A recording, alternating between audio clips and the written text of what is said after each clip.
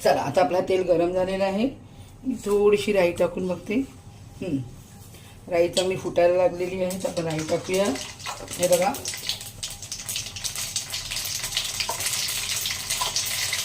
राई तडतडली चांगली पद्धतीने की परत थोडंसं जिरं मी आता फोडणीसाठी म्हणून ते टाकणार आहे. हे बघा, असंच चोळूनच टाकायचं ते जिरं. आता मी ह्याच्यामध्ये परत हा कांदा जो आहे तो टाकते.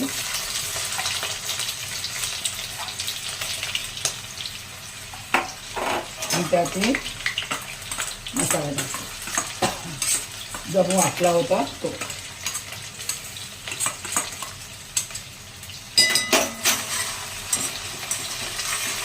छान पद्धतीने भाजी द्यायचं.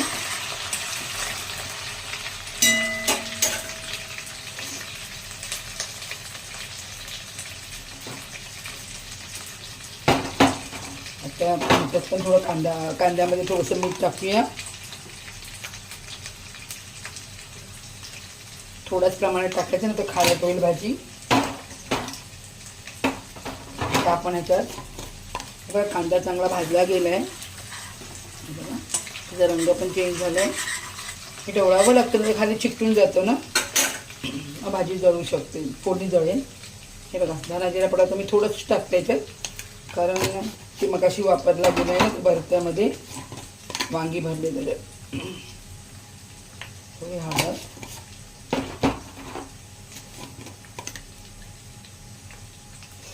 लाल मसाला, कारण वांग्या व्यतिरिक्त ते सगळ्या त्याची दाणे आहेत ना, बिया, त्याच्यासाठी म्हणून. गरम मसाले आपण थोडं नंतर टाकायचे शिजत येताना, ह्या भाजीमध्ये आता नाही टाकायचं.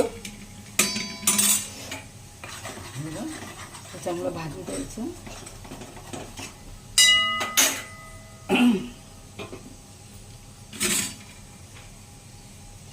ते चांगलं मसाल्यात सगळं मसाले, कांदा बिंदा सगळं छान पद्धतीने शिजू द्यायचं. आणि आपली फोडणी चांगल्या पद्धतीने होऊ द्यायची. तोपर्यंत मी इथे वांगी भरतेच आहे अजून, कारण वांगी थोडी जास्तच होती. कारण हा जो मी मसाला बनवला ना वांग्यामध्ये भरायसाठी, तो पण जो उरला तर तो मला त्याच्यात टाकायचा आहे फोडणीमध्ये. कुठली गोष्ट वेस्ट नाही करायची आपण.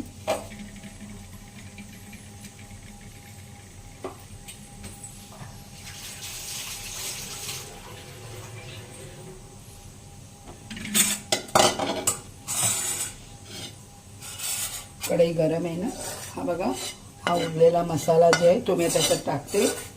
हो, जो वांग्यामध्ये भरायला घेतलेला तो मी चांगलं हे एकजीव करून घेते. त्याच्यामध्ये मी टोमॅटो पण टाकते.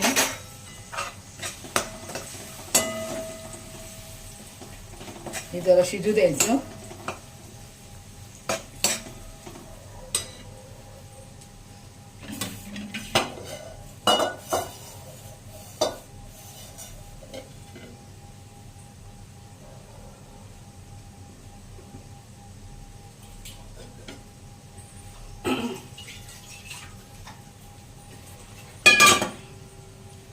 आता हे शिजलं गेलं आहे. आता तसं कच्ची टाकते, ते पण शिजू द्यायचे तेलामध्ये चांगले, म्हणजे कच्चे राहत नाही. त्या पोटाला त्रास होणार नाही. त्यामुळे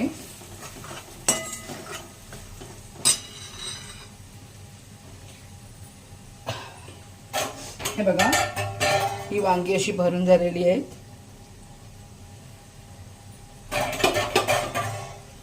आता आपले टोमॅटो छानपैकी तेलामध्ये शिजले गेले. मसाल्यामध्ये सगळ्या टोमॅटोमध्ये हा मसाला, टोमॅटोने पिऊन घेतलाय मसाला, मुरले टोमॅटोमध्ये मसाला सगळे. आता हे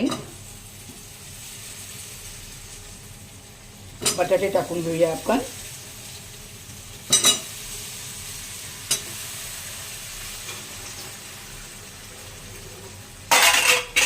त्याला आपण ढवळून घेऊया तेलामध्ये छानपैकी.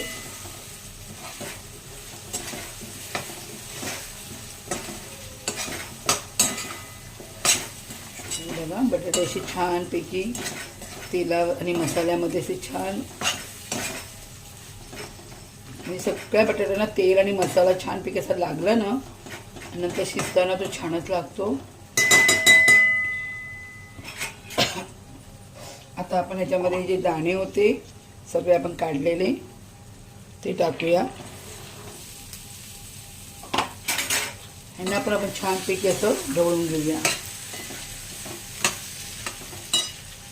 पाठीमागे असं उडाला तर ताबडतोब पुसून घ्यायचं, नाहीतर मग ते राहूनच जातं, ते बरं चांगलं नाही दिसत.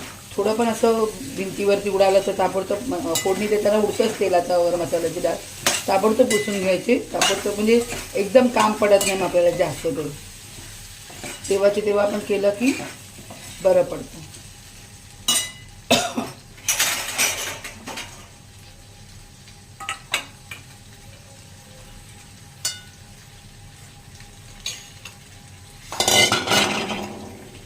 पाणी टाकतो मी त्याच्यात.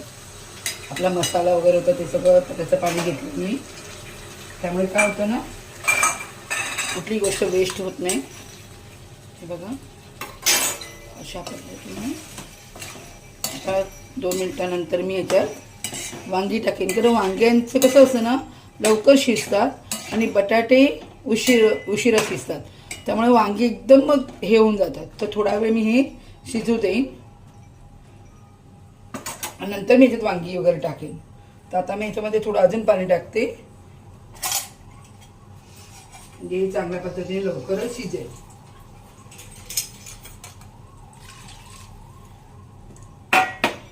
कुठलीच गोष्ट वेस्ट होऊ द्यायची नाही, जेवढं होईल तेवढं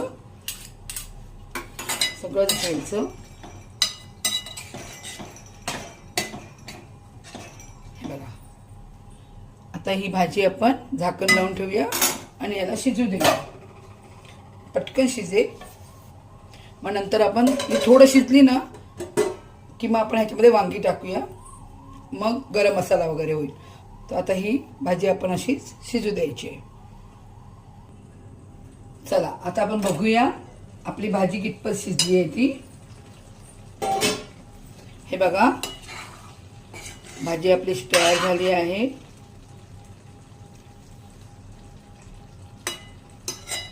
बटाटे बघा शिजला गेलाय, अर्धा शिजलाय, आणि वाटाणे पण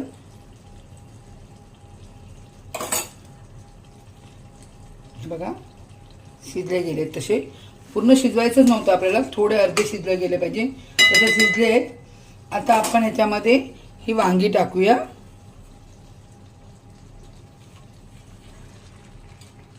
त्याला पण हलक्या हाताने सगळं ह्याच्यात मिक्स करून घेऊया असं.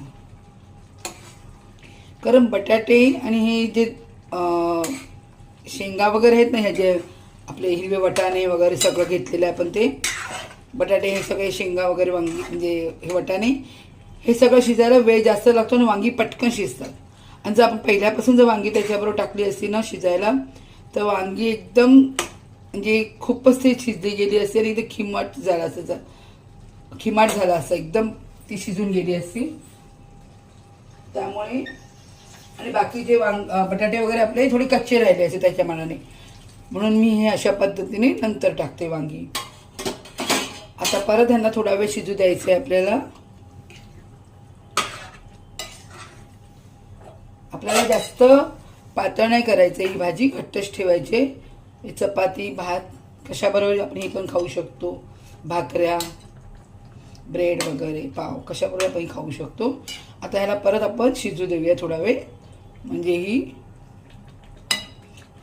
वांगी पण आणि बटाट्यावर सगळे व्यवस्थित शिजले जातील.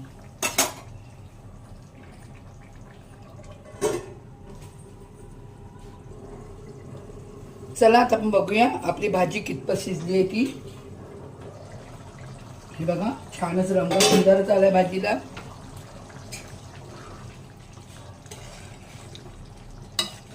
हे बघा सगळं शिजलंय. वांगी जर अशी शिजू देऊया, पण माझ्यामध्ये शिजतच आली. बघा किती नरम झाली आहे. बटाटे पण शिजले आणि त्यातले हे वाटाण्यावर सगळे शिजले गेले. आता मी त्यात थोडासा गरम मसाला टाकते.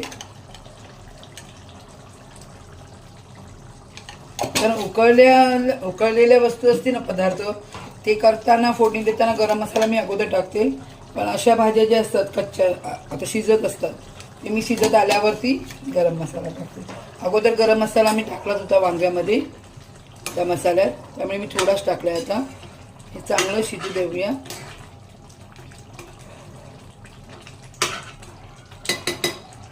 हे बघा आता मी मला दाखवते. बघा हा बटाटा बघा किती छान पद्धतीने शिजला गेला. हे बघा पटकन तुटला आहे तो, पटकन मॅश पण होते बघा.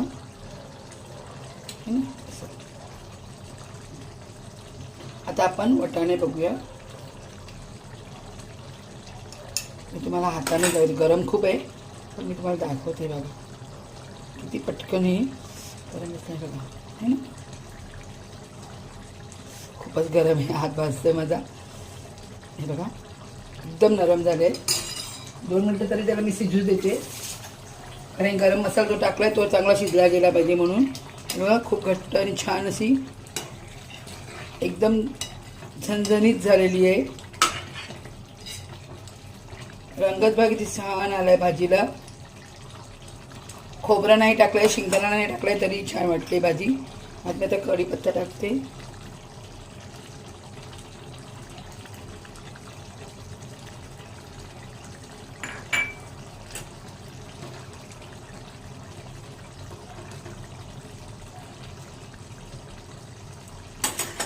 दोन मिनटं शिजू देते.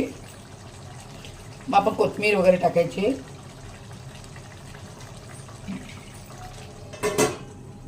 2 मिनटं ह्याला असं शिजू देऊया.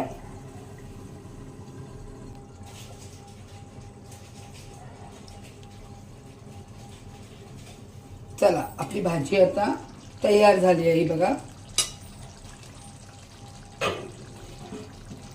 किती चविष्ट दिसते ना.